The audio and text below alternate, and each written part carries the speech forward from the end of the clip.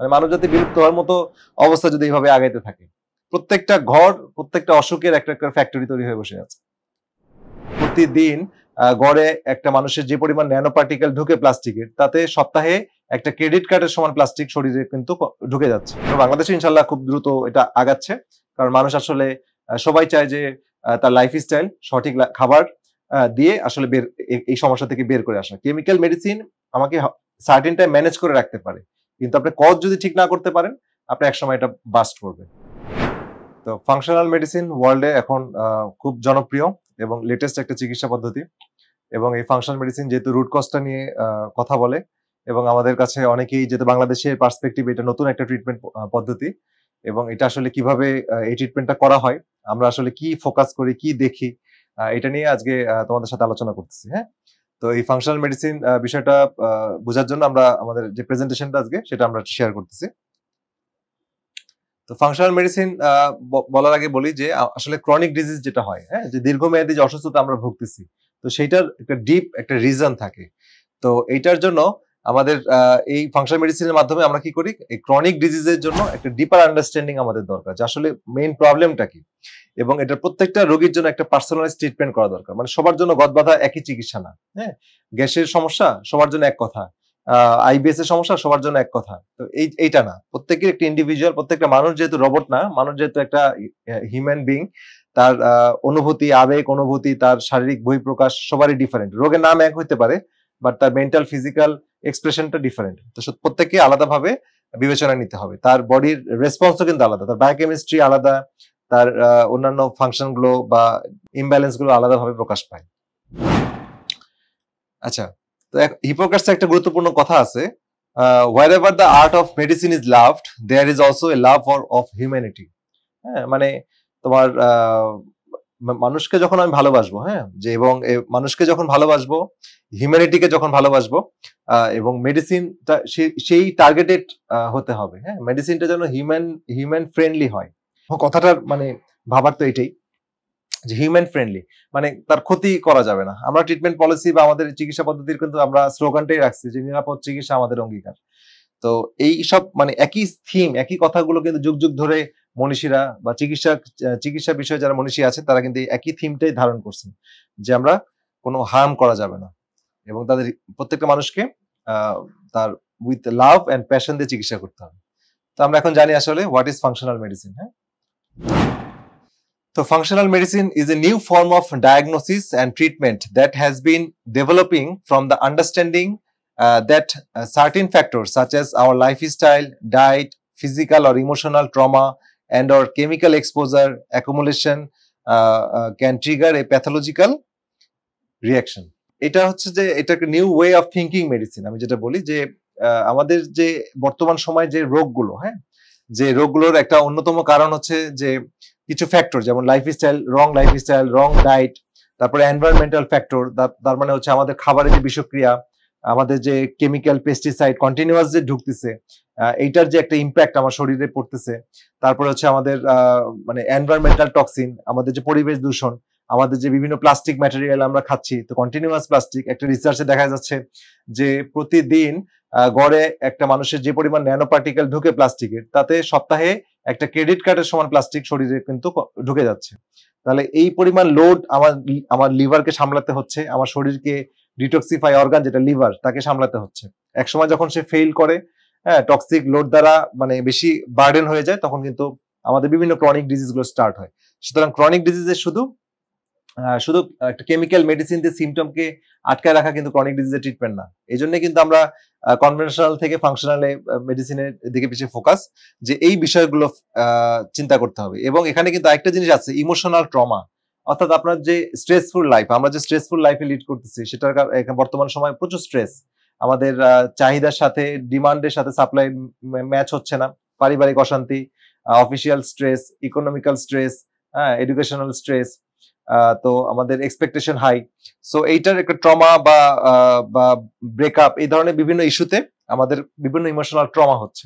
তো এইটাও কিন্তু সার্টেনলি আমার বডির উপরে ফিজিক্যালি এটার উপর একটা বিশাল প্রভাব ফেলতেছে। হ্যাঁ, আমার অ্যাড্রিনাল গ্ল্যান্ড টক্সিক হয়ে যাচ্ছে। অ্যাড্রিনাল গ্ল্যান্ড যেহেতু এই জিনিসটাকে মানে ম্যাচ করতে চায়, তো সে কিন্তু একসময় ফেল করছে। তো যাক, এই টোটাল জিনিসটা আমাদেরকে কনসিডারেশন নিতে হয়। ফাংশনাল মেডিসিন অলওয়েজ এভাবে পেশেন্টকে ডিটেকটিভের মতো খুঁজে খুঁজে বের করে রুট কজটা ফাইন্ড আউট করে তার ট্রিটমেন্ট করে। তো এটা কি একটা টেকনিক? হ্যাঁ, তো আসলে ফাংশনাল মেডিসিন কি? এটা একটা different approach to health care. এটা একটা ডিফারেন্ট অ্যাপ্রোচ। মেডিকেল নলেজ আছে, বাট আমাদের অ্যাপ্রোচটা ডিফারেন্ট, আমাদের থিঙ্কিং প্যাটার্নটা ডিফারেন্ট। আমরা অলওয়েজ ফাইন্ড আউট করি, ট্রাই করি রুট কজটা, আসলে রুটটা কি, রোগের মানে কিভাবে স্টার্ট হলো, ঠিক আছে? ফাংশনাল মেডিসিন আসলে কেন দরকার? বিকজ এখন যে সিস্টেমটা চলতেছে ওয়ার্ল্ডে, সেটা হচ্ছে management of symptoms or condition. অর্থাৎ আপনার প্রেশার আসছে, আপনি ডাক্তারের কাছে গেলেন, আপনার ডাক্তার প্রেশার একটা ওষুধ দিয়ে রাখলো, কিন্তু প্রেশারটা যে কেন আপনার বাড়লো, প্রেশারটা কেন হাই হলো, হ্যাঁ, সেটার দিকে কিন্তু ফোকাস নাই। আপনার ইনভেস্টিগেশনের দিকে তাকান, এইটা কিন্তু কারণের দিকে খুব একটা ফোকাস না। আপনি জাস্ট ম্যানেজমেন্ট, আপনার প্রেশারটা কমিয়ে রাখার জন্য ওষুধ দেওয়া হচ্ছে। তাহলে এখন যে স্লোগানটা, পিল ফর এভরি ইল, মানে প্রত্যেকটা অসুখের জন্য একটা করে পিল। আপনি মাথা ব্যথা নিয়ে যাচ্ছেন, একটা ওষুধ। আপনার পেট ব্যথা নিয়ে যাচ্ছেন, একটা ওষুধ। আপনার সুগার হাই, একটা ওষুধ। আপনার প্রেশার হাই, একটা ওষুধ। আপনার মাইগ্রেনের প্রবলেম, একটা ওষুধ। তাহলে এইভাবে না চিন্তা করে, হ্যাঁ, এইটা হচ্ছে বর্তমানে হেলথ কেয়ার সিস্টেম সারা ওয়ার্ল্ডে। তো এই সিস্টেমটা আসলে মানে লং টার্ম পেশেন্টকে বেনিফিট দিতে পারে না। এই জন্য ফাংশনাল মেডিসিনের জন্ম হয়েছে। হ্যাঁ, যে আসলে এটা রুটটা কি, যে রুটটা আমি ক্লিয়ার করলে এতগুলো সিমটম তৈরি হতো না শরীরে। তো এই পিল ফর এভরি ইল, এই মানে স্লোগানটা আসলে আমাদেরকে অ্যাভয়েড করতে হবে। Superior medical education facilities, advance technology, এগুলো দিয়ে আসলে কনভেনশনাল মেডিসিনটা চালু হচ্ছে। কনভেনশনাল মেডিসিনটা কি করে? ম্যানেজমেন্ট করে সিমটমটাকে। ম্যানেজমেন্ট আর ট্রিটমেন্টটা আলাদা। ট্রিটমেন্টটা করলে আপনি দীর্ঘমেয়াদী ভালো থাকবেন এবং আপনার মেডিসিনের লোড কমে যাবে। আপনার লাইফস্টাইল, আপনার রাইট ফুড দিয়ে আপনি ভালো থাকতে পারবেন। হ্যাঁ, আপনাকে হেলদি থাকতে হবে। হেলদি শুধু ফিজিক্যালি না, মানসিক ভাবেও। এখন একটা স্ট্যাটিস্টিক্স হচ্ছে, রেফারেন্স নিচে দেওয়া আছে। More than half of all people in the United States routinely use prescription drug.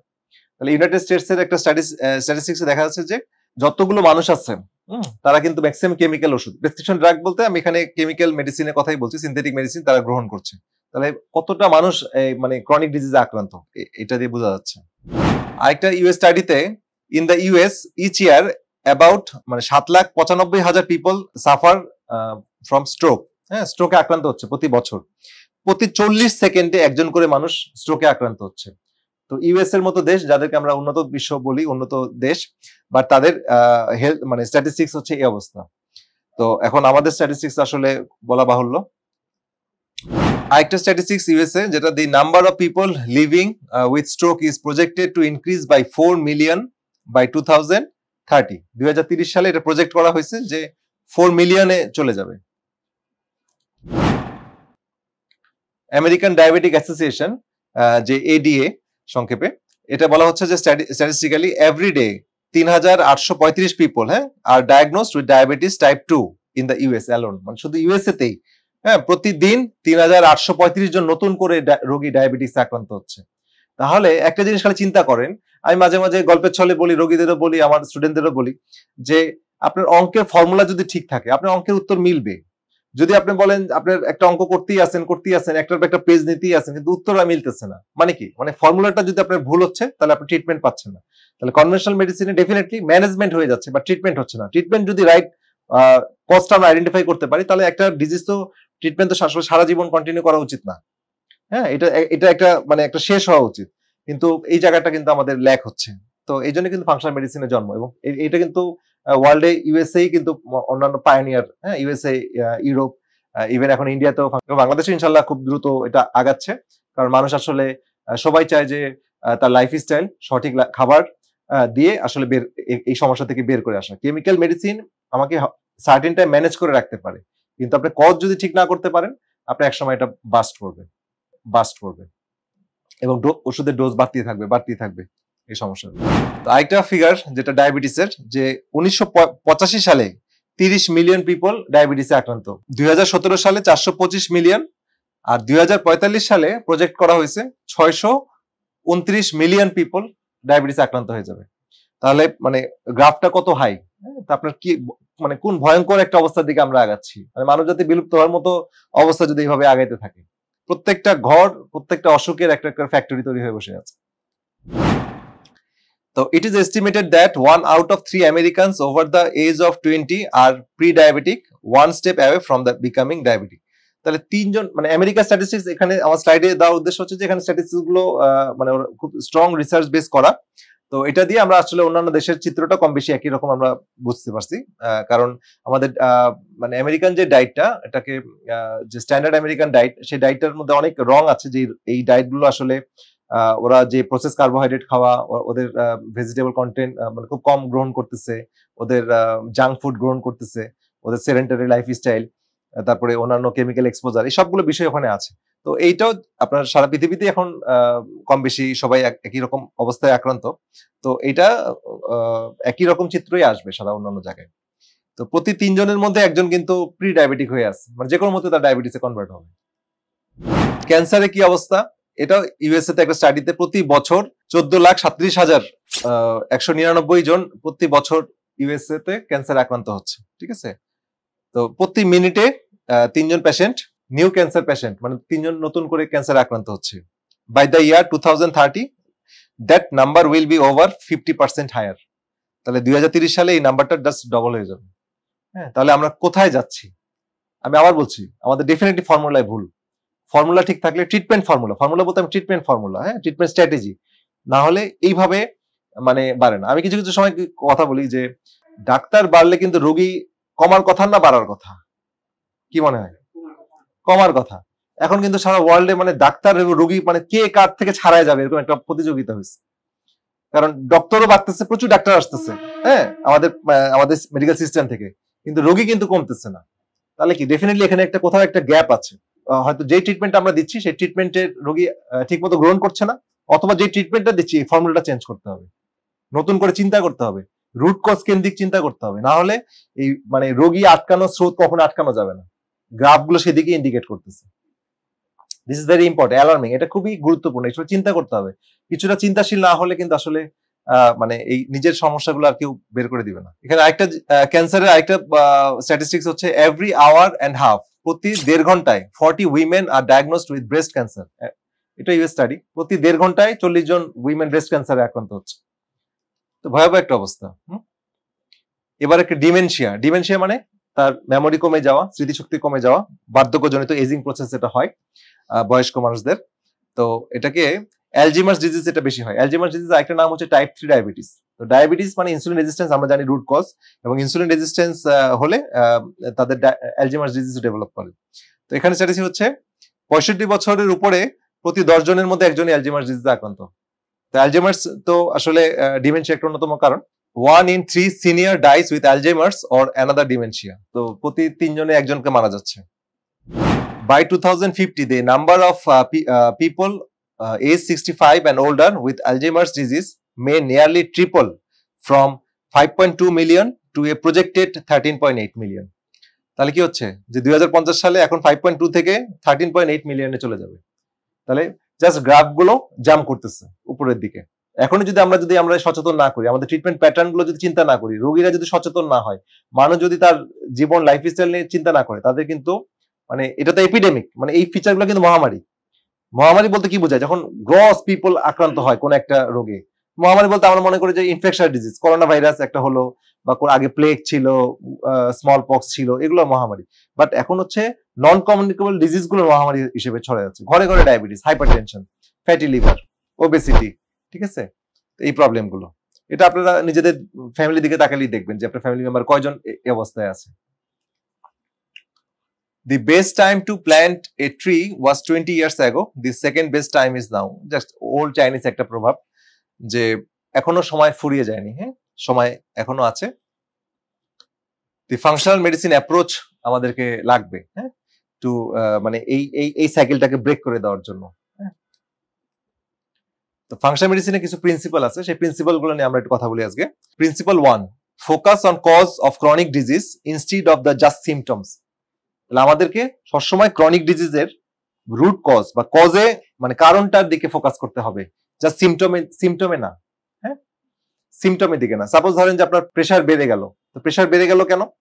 Pressure বেড়ে গেল, এটা একটা ফলাফল, রেজাল্ট, কিন্তু কেন বাড়লো? যখনই আমরা ফাইন্ড আউট করতে যাই তখন দেখি যে তার ইনসুলিন রেজিস্ট্যান্স হাই, তার পটাশিয়াম কন্টেন্ট খাবার কম খাচ্ছে, তারপরে তার অ্যাড্রিনাল ফ্যাটিক, অ্যাড্রিনাল গ্ল্যান্ড ঠিক মতো কাজ করছে না, হ্যাঁ, তার কিডনি ঠিক মতো ফাংশন করছে না, তো তার থাইরয়েড হরমোনের প্রবলেম আছে, তখন রুট কজ গুলো ফাইন্ড আউট করে সেই বিষয়গুলোকে যখন ক্লিন করা হয় তখন আপনার প্রেশারের ওষুধ থেকে আমরা বের করে আনতে পারি।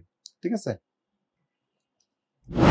In comparison to mainstream medicine, the functional medicine doctor focuses on finding and addressing the triggers of disease as well as improving healthy function instead of focusing on the symptoms and prescription to manage symptoms. তাহলে কথা একই। Functional medicine ডাক্তাররা কি করেন? ওনারা মূল কারণটার দিকে focus করেন, মূল কারণ কেন্দ্রিক তাদের টেস্টগুলো দেখবেন যে ফাংশনাল মেডিসিন ডাক্তারদের টেস্ট এবং কনভেনশনাল ডাক্তারদের টেস্টের মধ্যে পার্থক্য। ওনারা হোমায়ার দিচ্ছেন, ওনারা ভিটামিন ডি লেভেল দিচ্ছেন, ওনারা ডিএইচএ সালফেট দেখতেছেন, ওনারা ফ্রি টেস্ট দেখতেছেন, ওরা থাইরয়েড দেখছেন, অ্যান্টিবডি দেখতেছেন, ঠিক আছে, ক্রনিক ইনফ্লামেশনের জন্য হাই সেন্সিটিভ সিআরপি দেখতেছেন, হোমোসিস্টিন দেখতেছেন, ইন্টারলিউকিন 1 দেখতেছেন, সিজ দেখতেছেন, ঠিক আছে। তাহলে এই টেস্টগুলো কিন্তু সাধারণত কনভেনশনাল ডাক্তাররা একটু কম দেন, কারণ তারা জাস্ট ফলাফল, ফাস্টিং ব্লাড সুগার দিকে তাদের ফোকাস, হিমোগ্লোবিন A1C পার্সেন্টেজের দিকে ফোকাস, বাট আমাদের ফোকাস হচ্ছে ইনসুলিন রেজিস্ট্যান্স, সি পেপটাইড, এগুলোর দিকে একটু ফোকাস, হ্যাঁ, এবং আমরা ওইভাবে তাদেরকে ম্যানেজ করি এবং তাদের আমাদের অ্যাড্রিনাল ফ্যাটিক গুলো দেখি। তো যাক, আমাদের সিমটম ম্যানেজ করলে হবে না, অলওয়েজ রুট কজ, গাছের শিকড়ের সন্ধান করে সেটাকে চিকিৎসা করতে হবে। শিকড়কে সুস্থতা, শিকড়কে প্রপার নিউট্রিশন দিলে গাছের পাতা সবুজ হবে। আদারওয়াইজ শিকড় যদি মরে যায়, আপনি উপরে স্প্রে করে কিন্তু গাছের পাতা বা আগাছা কেটে কিন্তু গাছকে ন্যাড়া করে ফেলবেন, এক সময় একটা পাতাও থাকবে না। আজকে এই রোগ, কালকে সেই রোগ, কালকে সেই রোগ, কিন্তু কেন হচ্ছে? রুটে আসেনি। রুটকে চেনার জন্য যে নলেজ, যে স্ট্র্যাটেজি, বৈজ্ঞানিক ভিত্তিতে পাশ্চাত্য এবং প্রাচ্য দুইটা মেডিসিনের সমন্বয়। ফাংশনাল মেডিসিন একই ছাতার নিচে old Chinese medicine, Indian medicine, বর্তমান nutraceutical, food, lifestyle, nutrition, natural therapy, ঠিক আছে, ইভেন কনভেনশনাল মেডিসিনের ডেফিনেটলি মেডিকেল নলেজ, সবকিছুকে একটা ছাতার নিচে নিয়ে এসে সুন্দরভাবে রুট কজটাকে ফাইন্ড আউট করে চিকিৎসা করা হচ্ছে। ফাংশনাল মেডিসিনের জার্নিটা আসলে যাই হোক, আমাদের এই রিসার্চ এবং এটা করতে করতেই আমার ফাংশনাল মেডিসিনের সম্পর্কে আমার আইডিয়া, যখন আমি দেখলাম যে এটা রুট কজটাকে ফাইন্ড আউট করতেছে এবং আসলে মানুষ এখান থেকে বেরিয়ে আসতে পারছে। কারণ একজন চিকিৎসকের সবচেয়ে বড় শান্তির জায়গাটা হচ্ছে একটা মানুষ যখন বলবে যে স্যার আমি আগে এই সমস্যায় ছিলাম, এখন ওষুধ খাই না, এখন ভালো, হ্যাঁ, তার ফিজিক্যাল প্যারামিটার ভালো, ইমোশনাল প্যারামিটার ভালো, তো এই জায়গার যে স্যাটিসফ্যাকশন, এটা একজন চিকিৎসক কিন্তু, আমি আসলে আমার কলিগদের ক্ষেত্রেও দেখি বা অনেকে দেখি যে তারা এই জায়গাটায় ডিস্যাটিসফাইড সাম পয়েন্ট, যে তারা কিন্তু আসলে পেশেন্টের কাছ থেকে এই শব্দটা শুনতে পারেন না, যে তাদের পেশেন্টটা এসে বলে না যে স্যার আমি আজকে ওষুধ ছেড়ে দিয়েছি, আমি ডায়াবেটিস ওষুধ এখন আর খাই না, প্রেশার ওষুধ এখন আর খাই না, আমার ওজন আগে ছিল এত, এখন কমে আসছে, আমার আইবিএস এর সমস্যা 10-12 বছর ধরে ভুগছি, আপনি ওষুধ খাওয়ার পরে, আপনার লাইফস্টাইল ফলো করার পরে আমি এখন আইবিএস এর ওষুধ নিচ্ছি না। তাহলে এই বিষয়টা, এই ফিডব্যাকটা কিন্তু শুনতে পারবেন আপনি ফাংশনাল মেডিসিন নলেজ যখন গেইন করবেন। আদারওয়াইজ কিন্তু আপনি কনভেনশনাল নলেজ দিয়ে আপনার পেশেন্টের কাছ থেকে এই ফিডব্যাকটা আপনি কখনো পাবেন না, কারণ আপনার ট্রিটমেন্টের পলিসি বা ফর্মুলাটা কিন্তু আপনি ওইভাবে শিখেন না। তো এটা নতুন ফর্মুলা এবং এটা স্টার্টই করছে কনভেনশনাল ডাক্তাররাই কিন্তু তাদের প্র্যাকটিস শিফট করে এই সাবজেক্টগুলোকে ডেভেলপ করছেন। The good physician treats the disease, the great physician treats the patient who has the disease. হ্যাঁ, তাহলে কি হচ্ছে যে ভালো চিকিৎসক, এটা উইলিয়াম অসলার, উনি বিখ্যাত একজন চিকিৎসক, তো উনি কি একটা কথা বলেছিলেন যে একজন ভালো চিকিৎসক কি করেন, একটা ডিজিজকে ভালো করার চেষ্টা করেন, বাট দ্য গ্রেট ফিজিশিয়ান, যে মানে মহান চিকিৎসক যেটা বলবো সেটা হচ্ছে যিনি যেই পেশেন্ট ডিজিজ দ্বারা আক্রান্ত সেই পেশেন্টের চিকিৎসা করেন। ঠিক আছে, ওই পেশেন্টটা কিন্তু একটা মানুষকে চিকিৎসা করতে হবে, আমরা শুধু প্যাথোলজিক্যাল রিপোর্টের চিকিৎসা করলে হবে না। তো এটা খুব গুরুত্বপূর্ণ একটা মেসেজ উইলিয়াম অসলার এমডি ওনার। তো হোল পেশেন্ট মানে হোল অ্যাপ্রোচ মানে when we consider patient as a whole, এটাকে বলা হয় হলিস্টিক অ্যাপ্রোচ। পেশেন্টকে সামগ্রিকভাবে চিন্তা করতে হবে, তার মন, শরীর এবং তার খাদ্যাভ্যাস, তার এনভায়রনমেন্টাল টক্সিন, ঠিক আছে, তার লাইফস্টাইল, সবগুলোকে হিস্ট্রিতে নিয়ে আসতে হবে, তারপরে আপনার একটা সঠিক ট্রিটমেন্টে আসতে পারবেন। তো আমাদের কি, আমরা সাধারণত ফাংশনাল মেডিসিনে কি করি, starting with the patient's medical history, organ or system survey and lab review. একটা পেশেন্ট যখন আসে তখন তাকে ডেফিনেটলি তার হিস্ট্রি নেওয়া হয়, কয়দিন ধরে আপনার সমস্যাটা ভুগতেছেন, আক্রান্ত, কি কি ধরনের প্রবলেমের মধ্যে দিয়ে যাচ্ছেন, এবং আপনার অর্গান সিস্টেমের জন্য আমরা চিন্তা করি যে তার অর্গানগুলো ফাংশন কেমন আছে, সেটার জন্য একটা কিছু কোশ্চেন এরিয়া আছে। আপনার থাইরয়েড ফাংশন কেমন আছে, কিছু কোশ্চেন করলে বোঝা যায় থাইরয়েড ফাংশন কেমন, অ্যাড্রিনাল গ্ল্যান্ড কেমন ফাংশন করছে, কিছু কোশ্চেন এর মাধ্যমে বোঝা যায়। ঠিক আছে, তো এই লিভার ফাংশন কেমন করছে, তো এবং সিস্টেম যেটা, যেমন কার্ডিওভাস্কুলার সিস্টেম, রেসপিরেটরি সিস্টেম, তারপরে ইমিউন সিস্টেম, হ্যাঁ, তো এই সিস্টেমগুলো প্রত্যেকটা কোশ্চেনিয়ার আছে, সেগুলো দিয়ে আমরা একটা সার্ভে করে ফেলি। তারপরে কিছু ল্যাব ইনভেস্টিগেশন করা হয়, তারপর আমরা মোটামুটি বুঝে ফেলি যে আসলে তার প্রবলেমটা কোথায়। তো দ্বিতীয় যে প্রিন্সিপালটা, এটা হচ্ছে ক্রনিক ডিজিজের হওয়ার পিছনে যে ডিপার মানে রুট কজটা বের করার জন্য ডিপার আন্ডারস্ট্যান্ডিং, মানে আমাদের ট্রিগারিং ফ্যাক্টরটা বের করতে হবে, নলেজটাকে আমাদেরকে আরো টার্গেটেড করতে হবে, আরো ডিপ করতে হবে। হ্যাঁ, ফাংশন মেডিসিন সেই জিনিসটাকেই ফোকাস করে। Exterior exposure and endocrine dysfunction, এটা একটা ইম্পর্টেন্ট। এটা কি জিনিস? এক্সটেরিয়র মানে মানে বাহ্যিক প্রভাবক, সেটা কেমিক্যাল হতে পারে, সেটা ফুড হতে পারে, সেটা ইমোশনাল হতে পারে, সেটা যে কোনো বিষয় হতে পারে। হ্যাঁ, আর একটা হচ্ছে এন্ডোক্রাইন, আমাদের যে এন্ডোক্রাইন সিস্টেম আছে, ঠিক আছে, আমাদের এন্ডোক্রাইন সিস্টেমের মধ্যে আমাদের পিটুইটারি গ্ল্যান্ড, হ্যাঁ, তারপর আমাদের থাইরয়েড, আমাদের হচ্ছে মানে আমাদের রিপ্রোডাক্টিভ সিস্টেমে যে অর্গানগুলো, আমাদের অ্যাড্রিনাল গ্ল্যান্ড, সেগুলো কি ধরনের ভাবে কাজ করতে, সেটা important. So these findings provide strong evidence that BPA triggers INS1 cells dysfunction and apoptosis. এটা একটা এক্সাম্পল দিল যে র্যাটের উপর গবেষণা করে দেখা গেছে বিপিএ মানে বাইফসফেট, এটা হচ্ছে প্লাস্টিক থেকে আসে, এটা এই সেলের ইঁদুরের কিছু সেল লাইনকে ডিস্ট্রাকশন করতেছে। ঠিক আছে, we found that BPA suppress cell viability and disturbed GSIS মানে glucose stimulated insulin secretion in a dose dependent manner. তাহলে কি হচ্ছে? তাহলে এই যে এনভায়রনমেন্টাল টক্সিনের মধ্যে কি বলছে, এই প্লাস্টিক ম্যাটেরিয়াল, যেটা আমরা এখন কিন্তু প্রচুর ফেস করতেছি, তো এগুলো কিন্তু আসলে আমাদের চিন্তার মধ্যেই নাই। অনেকে আমাদের চিকিৎসকদের চিন্তার মধ্যে নাই, আর রোগীদের চিন্তার মধ্যে নাই। আমরা কিন্তু মনে করতেছি না যে এটা একটা কারণ হইতে পারে। হ্যাঁ, যে আপনার চিন্তা করতে হবে 30 বছর আগে রোগের একরকম ধরন ছিল, 30 বছর পরে এসে রোগের ধরন আরেক রকম। যে রোগগুলো আমরা অনেকে শুনি নাই, ক্যান্সার এত ছিল না, এখন আগে মানুষ মারা যেত ইনফেকশনাস ডিজিজে, বিভিন্ন স্মল পক্স, প্লেগ, ডায়রিয়া, এগুলোতে মানুষ গ্রামকে গ্রাম উজাড় হইতো, বা আমরা ইতিহাস থেকে 1800 সালে একরকম, 1900 সালে একরকম, এসব মারা যেত। এখন মানুষ মারা যাচ্ছে খাবার এবং এই কেমিক্যাল এক্সপোজারে, প্রচুর ক্যান্সার, প্রচুর ধরনের ডিসিশন। সুতরাং আমাদেরকে বর্তমান ট্রিটমেন্ট প্যাটার্নে এগুলোকে অবশ্যই কনসিডারেশন নিতে হবে, না হলে কিন্তু আপনি ভালো করতে পারবেন না। এই জন্য আমরা কিন্তু আমাদের ল্যাবে এখন হেভি মেটাল ডিটেকশন টেস্টটা করেছি। আমার শরীরে মার্কারি, আর্সেনিক, লেড, অ্যালুমিনিয়াম, হ্যাঁ, বিসমাথ, ক্যাডমিয়াম, এগুলো কেমন মাত্রায় আছে, এই ধরনের মিনারেল, এসেনশিয়াল মিনারেল কম আছে কিনা, টোটাল এইসব ডাটাগুলো আমরা বের করছি। তো এই গাছটা থেকে আপনার একটা ধারণা পেয়ে যাই। গাছের উপরের অংশটা আমরা দেখি, যেটা হচ্ছে আমরা সাধারণত কনভেনশনাল মেডিসিন, আমরা যে সিমটম গুলো থাকে এগুলো ট্রিটমেন্ট করি। যেমন টাইপ 2 ডায়াবেটিস ওষুধ দিয়ে ম্যানেজ করলাম, স্কিনের প্রবলেম, সোরিয়াসিস, এক্সিমা হলো, মলম দিয়ে দিচ্ছি, হ্যাঁ, স্টেরয়েড দিয়ে দিচ্ছি, তো বা একটা অ্যান্টি অ্যালার্জিক একটা ওষুধ দিয়ে দিচ্ছি। ডিপ্রেশন, অ্যাংজাইটি হচ্ছে, একটা অ্যান্টি ডিপ্রেসেন্ট খাওয়াই দিলাম। তারপরে ক্রনিক ইনফ্লামেশন, পেইন হলো, স্টেরয়েড দিয়ে দিলাম, ব্যথানাশক ওষুধ দিয়ে দিলাম। হরমোন ইমব্যালেন্স হলো, থাইরয়েড বেড়ে গেল, একটা T4 একটা থাইরয়েড একটা ওষুধ দিয়ে দিলাম। ক্যান্সার হলে কেমোথেরাপি দিয়ে দিলাম। কার্ডিওভাস্কুলার ডিজিজ হলে আমরা স্ট্যাটিন ওষুধ দিয়ে দিলাম, অথবা বুকে ব্যথা হচ্ছে নিডোকার্ড, মেটাকার্ড, এসব ওষুধ দিয়ে দিলাম। ওভারওয়েট থাকতেছে, তারপরে memory, Alzheimer disease, high blood pressure থাকলে প্রেশার ওষুধ, ক্রনিক ফ্যাটিক থাকলে আমরা ওষুধ দিচ্ছি। কিন্তু এগুলো কিন্তু রুট না, এগুলো হচ্ছে এক্সপ্রেশন, এগুলো হচ্ছে রোগের বহিঃপ্রকাশ বিভিন্ন নামে। ঠিক আছে, মূল কারণটা যদি যাই তাহলে দেখা যাবে যে এনভায়রনমেন্টাল কেমিক্যাল, বাহ্যিক বিভিন্ন কেমিক্যালের উপস্থিতি, ডাইজেশন ও অ্যাবজর্পশন ডিসফাংশন, হয়তো লো স্টমাক অ্যাসিডে সে আক্রান্ত, যে কারণে তার হজম ঠিক মতো হচ্ছে না, এই জন্য নিউট্রিশন গ্যাপ, একসময় নিউট্রিশন গ্যাপ হতে হতে এই সিমটম গুলো, এই ডিজিজ গুলো তৈরি হচ্ছে। এই জায়গায় ফোকাস না করলে আপনার সমস্যা। আপনার ফিজিক্যাল ও ইমোশনাল ট্রমায় আক্রান্ত, আপনি এই জায়গাটা অ্যাড্রেস করতেছেন না, কন্টিনিউয়াস স্ট্রেস, আপনি অ্যাড্রিনাল গ্ল্যান্ড আর পারছে না, তখন কিন্তু আপনার এই বিভিন্ন জায়গায় ফ্যাটি হয়ে যাবে। ঠিক আছে, আপনার process food, sugar, added chemical আপনি খাবারের মাধ্যমে কন্টিনিউয়াস ঢুকতেছে, তো সেটার আপনার ইম্প্যাক্ট।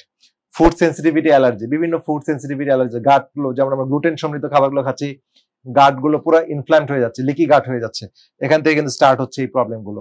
তারপরে হচ্ছে আমার বিভিন্ন প্যাথোজেন, মোল্ড, ফাঙ্গাস, হ্যাঁ, মোল্ড, ব্যাকটেরিয়া, ভাইরাস, এই প্রবলেম গুলো কিন্তু আমাদের আক্রান্ত করতেছে। ওকে, তারপর ল্যাক অফ এক্সারসাইজ, আমাদের এক্সারসাইজ কম হচ্ছে, আমাদের ডাইজেশন, অ্যাবজর্পশন ডিসফাংশন, তো এই টোটাল জিনিসগুলো আমাদেরকে দেখতে হবে। এগুলো কিন্তু আন্ডারলাইং কজ। ফাংশনাল মেডিসিন আমরা এই জায়গাগুলো ফোকাস করি, এটা যখন আমরা কারেক্ট করি আমাদের উপরে গাছ ট্রিটা কিন্তু ভালো থাকে। ঠিক আছে, আর এগুলো হচ্ছে বিভিন্ন রোগের নাম, সেগুলো দিকে অবশ্যই নজর রাখতে হবে, বাট রুটটাকে ঠিক না করলে এটা কখনোই মানে ইরাডিকেটেড হবে না, একদম আরোগ্য হবে না, ম্যানেজ থাকবে। থার্ড প্রিন্সিপাল হচ্ছে guide your patients towards healthier life.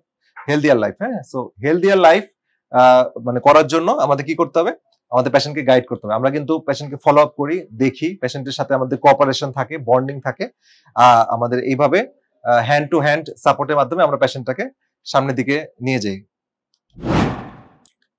The functional medicine doctor or provider is a teacher and a guide to the patient. তো যে ফাংশনাল মেডিসিন ডক্টর কি করেন, যে উনি হচ্ছে আমাদেরকে অনেক এডুকেট করতে হয়।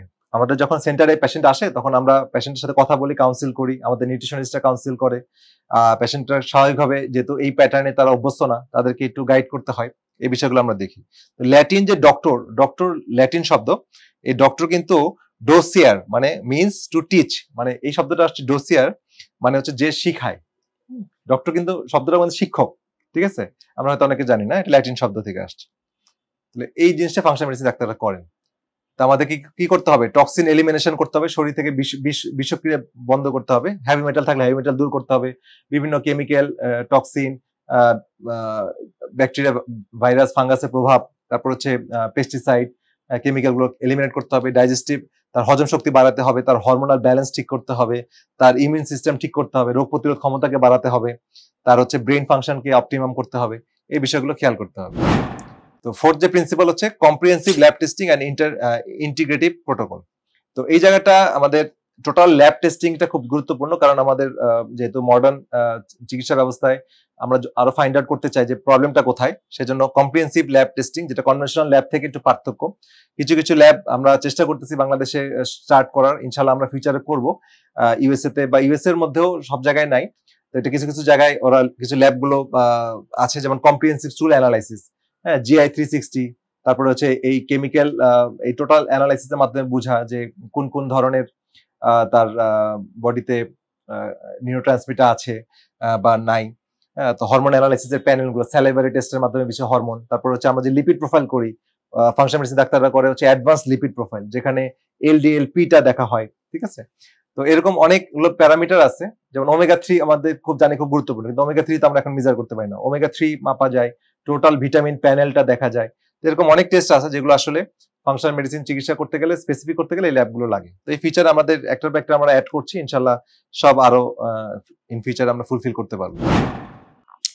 তো এরপর যেটা বলবো যে আমাদের বিভিন্ন টেস্টের মাধ্যমে আমরা কি দেখি, বিভিন্ন শরীরে ইনফ্লামেশন আছে কিনা, হ্যাঁ, তারপরে আমাদের আর্টারির মধ্যে, জয়েন্টের মধ্যে ইনফ্লামেশন আছে কিনা, সেটা পরীক্ষার মাধ্যমে চলে আসে। তো এখন হচ্ছে যে আমাদের বিভিন্ন হিডেন ব্যাকটেরিয়া, অনেক ব্যাকটেরিয়া এবং ফাঙ্গাস থাকে, সেটা শরীরে লুকায়িত অবস্থায় থাকে এবং এরা শরীরে ক্ষতি করতে থাকে এবং বিভিন্ন ক্রনিক রোগের জন্য একটা কারণ। এটা আমার গাট একটা ইম্পর্টেন্ট জায়গা, এখানে ট্রিলিয়ন ব্যাকটেরিয়া থাকে।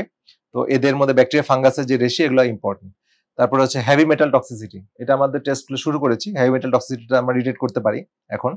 তো সেলুলার ফাংশন, সেল ঠিক মতো কাজ করছে কিনা, এই সেলের মধ্যে যে মাইটোকন্ড্রিয়া সে ঠিক মতো এটিপি তৈরি করতে পারছে কিনা, এটা একটা ইম্পর্টেন্ট। সে নিউট্রিশন অ্যাবজর্পশন করতে পারতেছে কিনা, এটা আমরা দেখি। তো আমাদের গ্ল্যান্ড গুলো ঠিক মতো পারফর্ম করছে কিনা, অ্যান্টি ইনফ্লামেটরি গ্ল্যান্ডের মধ্যে অ্যাড্রিনাল গ্ল্যান্ড ঠিক মতো ফাংশন করছে কিনা, সেটা আমরা দেখি টেস্টের মাধ্যমে। তো এইভাবে আমাদের এটা দেখতে হয়। তো প্রিন্সিপাল 5 হচ্ছে empower your patient to take control to their health. আমরা আমাদের পেশেন্টের প্রায় জিজ্ঞেস করেন যে স্যার আমার চিকিৎসা ব্যবস্থাটা কয়দিন খেতে হবে, ওষুধ কি সারা জীবনই খাবো?